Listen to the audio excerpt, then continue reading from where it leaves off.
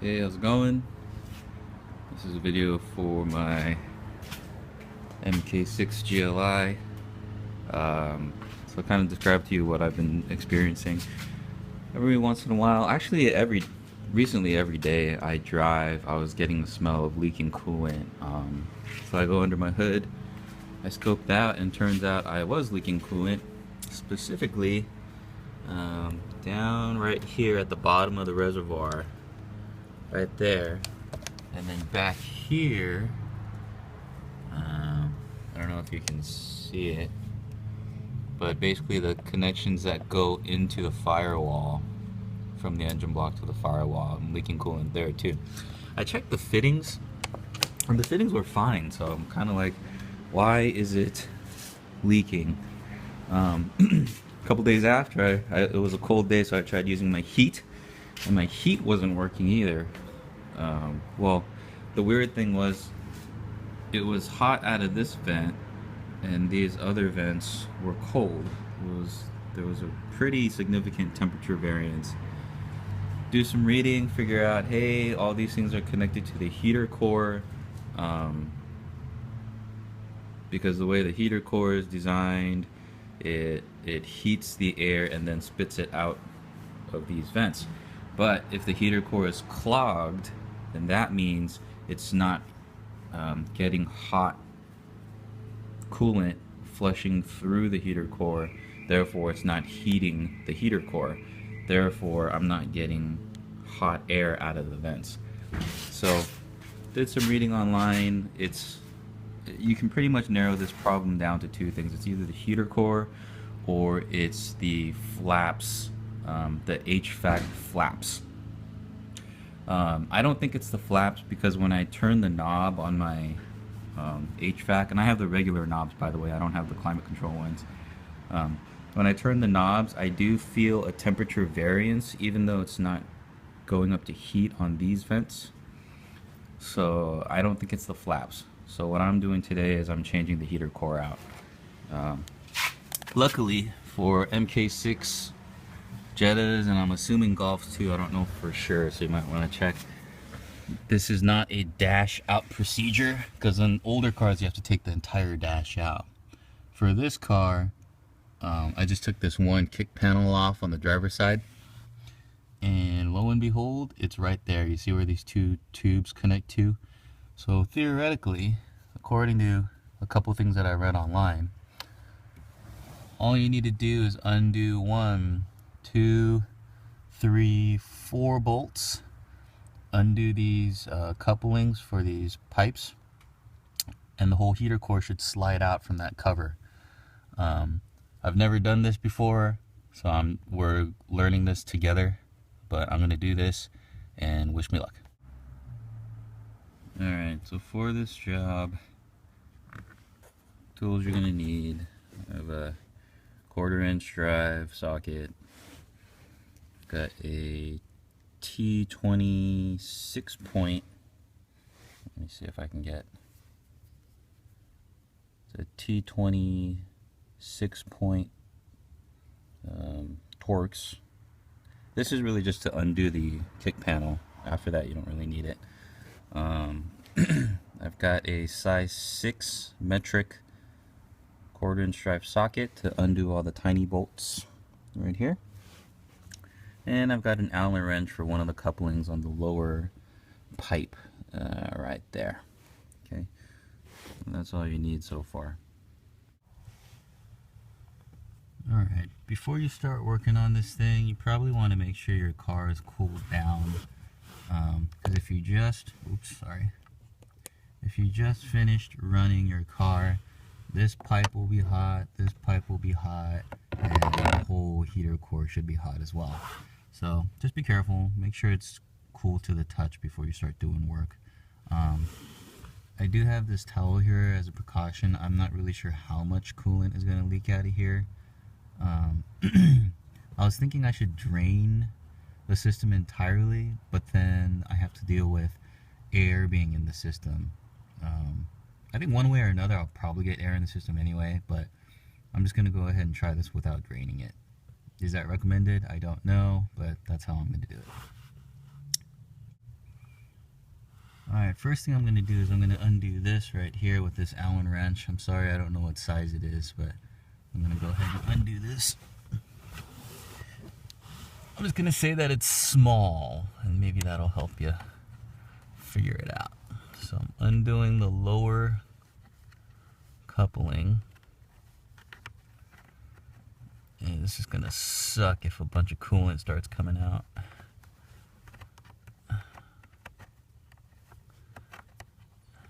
Alright, so that's out.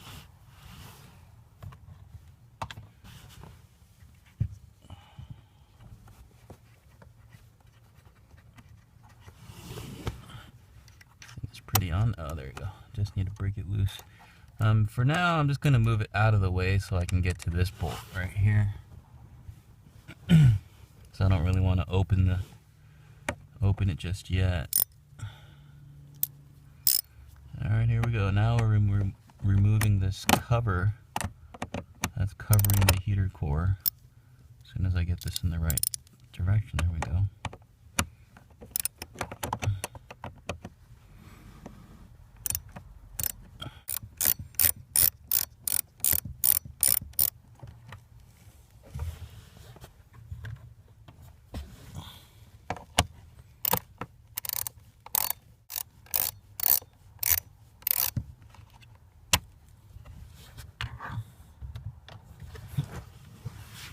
Alright, here's the first challenge already. So I got the lower ones off okay. But if you look up, that yellow plastic lever, which I'm not quite sure what it's for, and I'm hesitant to take it off because it's plastic, is blocking this nut, and there's another nut up there that you can't see, or bolt, or whatever.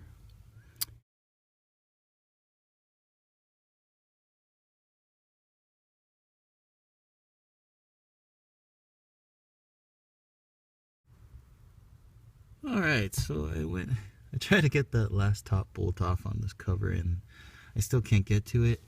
This accordion looking vent thing is in the way, so I'm going to remove it.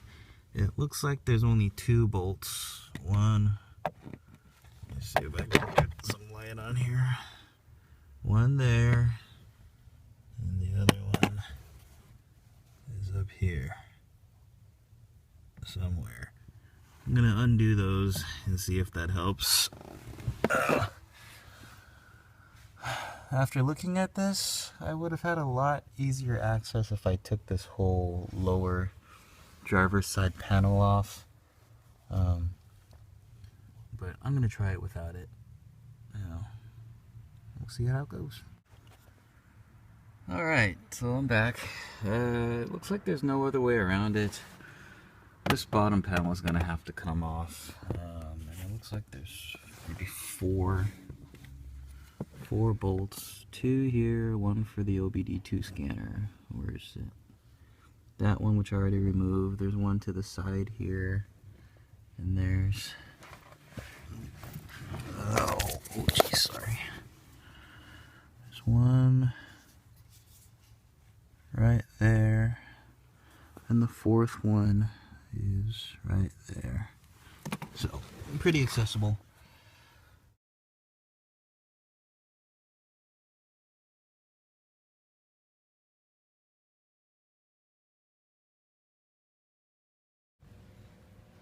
As you can see, there is a lot more room to work now.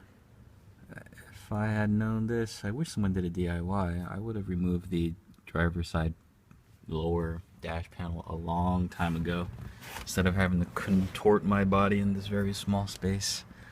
Okay, so next I'm going to remove this snorkel looking air vent because it's blocking, and now that I look at it, it's actually blocking the path that I would need to pull the heater core out anyway. So it looks like it's being held by 2 bolts. One right there, and the other one back right. Where is it? Oh, just kidding. It's up right there. See if I can focus this. No such luck. This one might be a little tricky to get to because look at it, it's kind of a side angle. But I'm going to take this air vent off, and this should give me all the access I need because look at that bolt right there, the one above the yellow lever, super wide open as soon as I take this air vent off. Alright, here we go. Alright, let's recap for a moment what it took us to get here. We had to,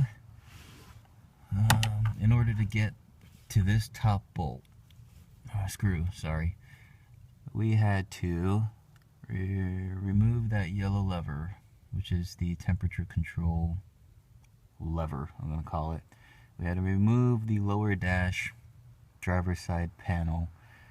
We had to, in hindsight, I didn't have to undo this because the moment I took this off and took the snorkel air vent off, I would have had room to undo that. So I probably could have saved myself a bunch of trouble with the leaking fluid. But yeah, yellow lever, driver panel, and the snorkel air vent. As soon as I removed all that, I have pretty easy access to this now. So now let's remove it. Not to mention, I should have done this to begin with. It's much easier now.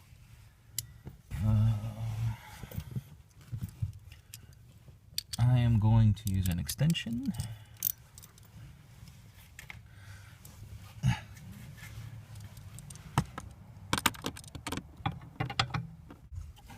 There it is, last couple threads.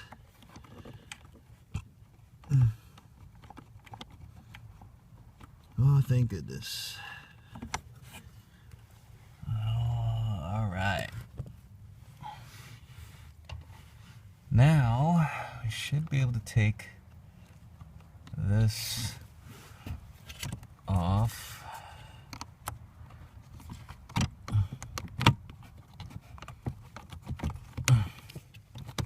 Come on, baby. There we go. Slide it over this coupler and out of the way of this pipe. Try not to hurt this rubber gasket. Looks like I already tore it. I'm gonna pull back on it a little bit just to create some room. And voila! Yeah, it looks like I did tear the rubber gasket a little bit. That's alright, it's just an external.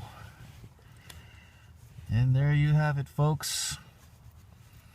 This is the heater core Volkswagen, infamous for failing. Now let's see if it'll slide right out. If I should be so lucky. Now remember, I haven't undone this bottom one yet. So let's do that right now. Undo this. Come on out, buddy. Wow, it's actually fighting me. The lower one does not want to come out. Let's go get a little tool.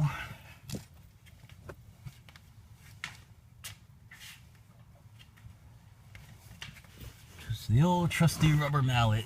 Do I recommend banging on these very thin metal pipes with a mallet? Hell no. I got this rubber end though. See if I can just knock it loose. There we go. And out comes the fluid. Oh, sorry. Can't even see. I have the flashlight in the way.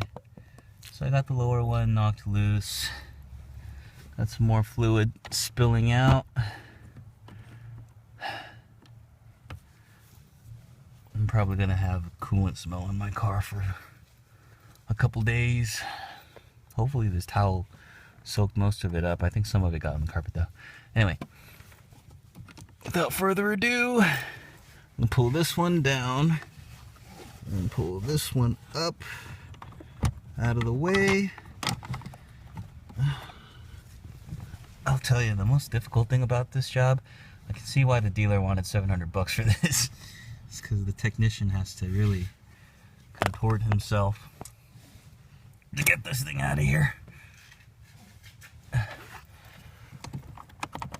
Let's get it out. And it looks like it'll just slide right out once you get all the pipes out of the way. This lever is actually in the way, so I'm going to bring it down.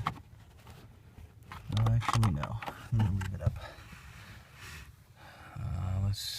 Come on, Mike. Let's do this smart. Don't break anything. This has to go up.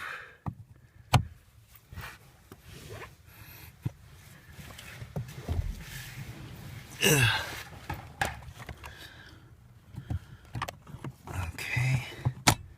This has to slide out.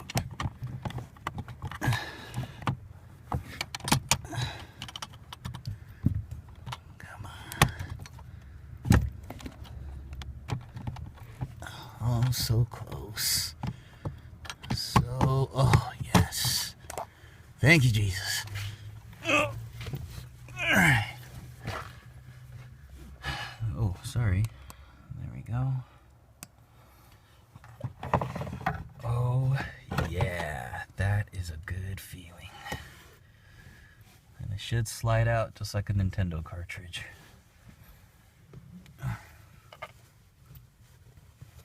Let's take a look at this thing.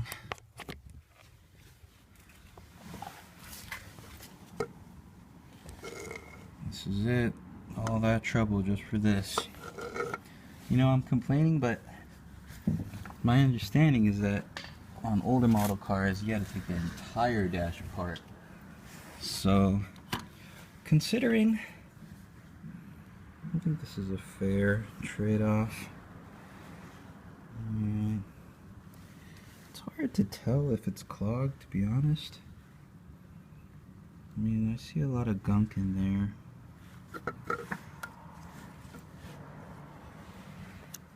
But the fins, I mean, look how thin these fins are. That's why it gets clogged so easily.